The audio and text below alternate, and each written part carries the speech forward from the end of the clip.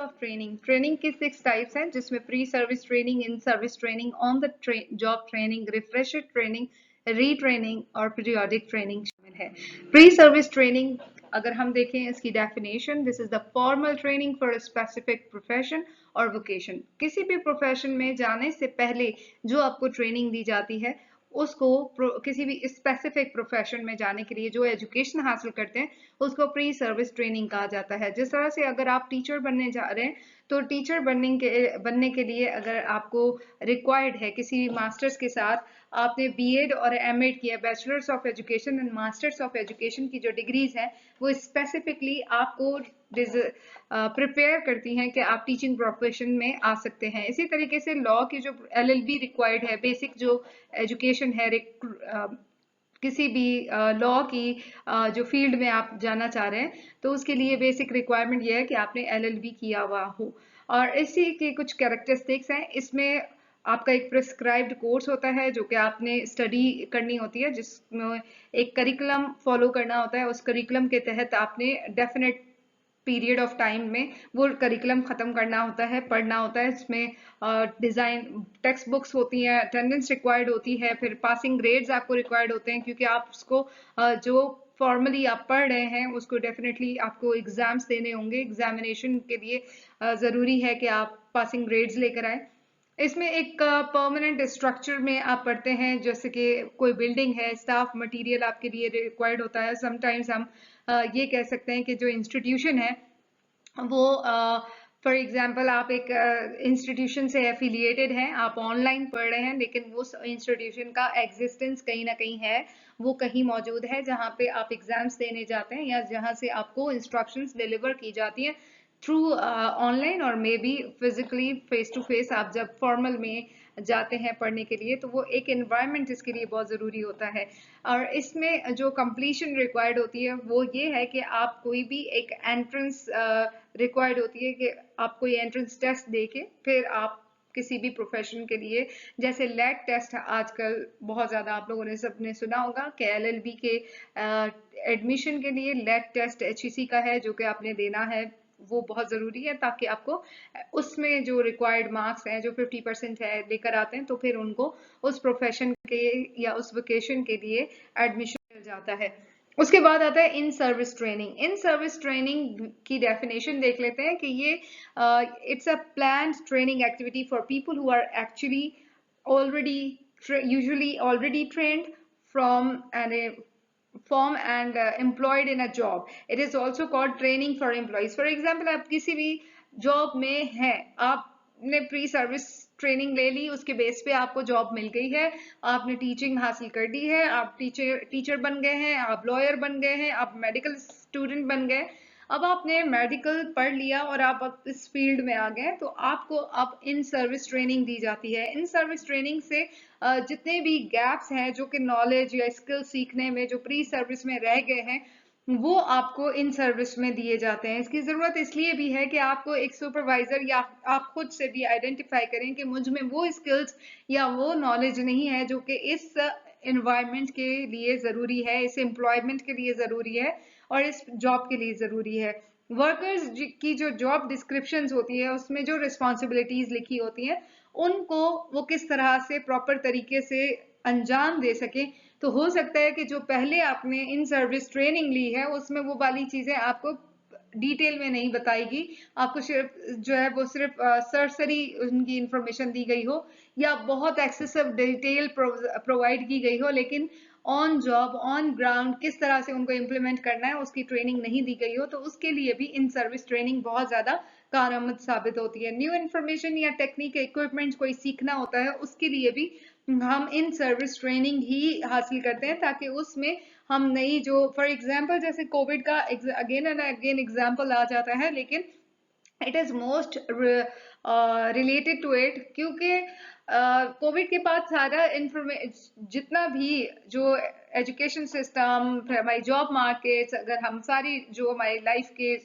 जितने भी एक्टिविटीज थे, जितने भी वोकेशंस हैं, वो सब कुछ ऑनलाइन आ गया था। तो उस ऑनलाइन में शिफ्ट होने के लिए सबको ट्रेनिंग की जरूरत थी कि नई टेक्निक सीखी जाए, नई इंफॉर्मेशन, नए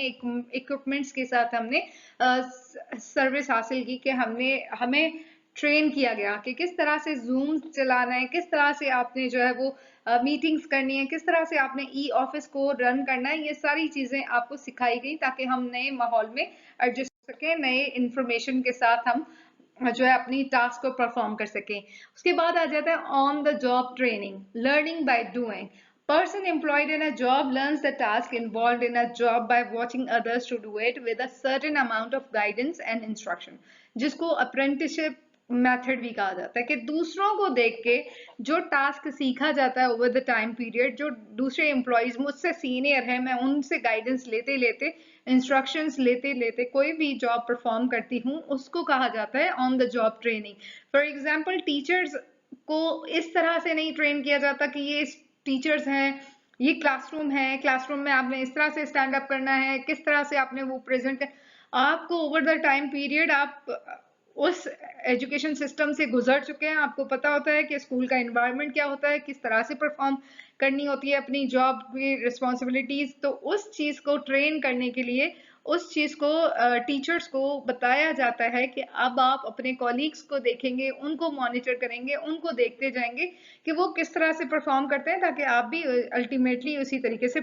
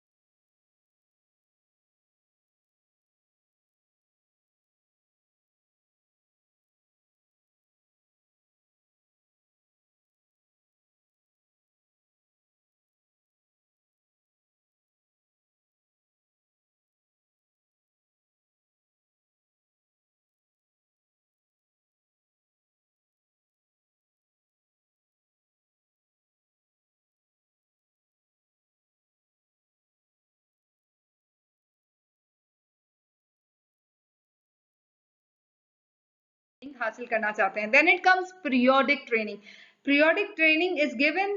or taken at specified intervals for updating of knowledge and skills for continuous improvement of performance. कि एक सर्टेन टाइम तक आप एक काम कर रहे थे,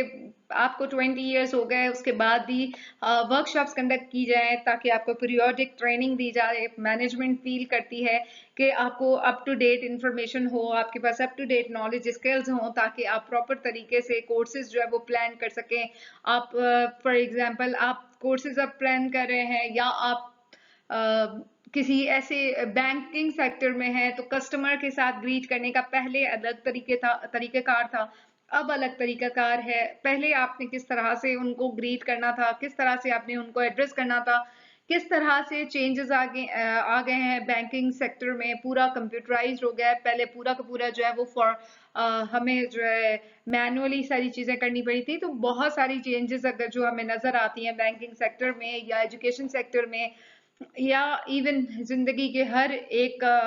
फेज में अगर हम देखें, हर एक जगह पे जो भी एम्प्लॉयमेंट है, जो भी जॉब्स हैं, वहां पे जितनी भी चेंजेस आ गई हैं, उनको चेंजेस को जब मैनेजर्स फील करते हैं, कि मैनेजमेंट फील करती है कि हमारे स्टाफ में ये चीज थोड़ी सी लैग कर रही है, या वो बहुत रिजिड हो गए हैं, वो पुराने तरीके से ही अपने काम कर रहे हैं, तो उनको ट्रेनिंग की जरूरत पड़ती है ताकि वो अपने काम को प्रॉपर तरीके से रिस्पॉन्सिबिलिटी के साथ अंजाम दे सकें।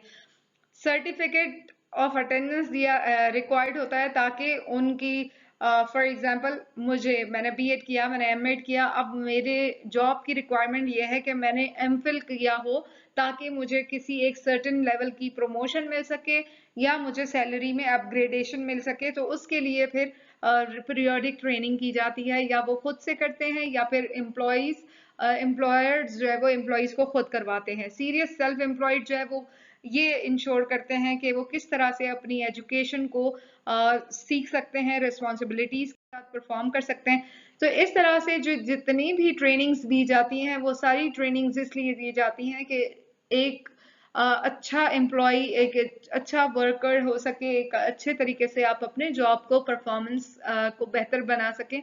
अपनी जॉब परफॉर्मेंस हो सकती है, अपनी कोई सी भी एक्टिविटी है, उसके लिए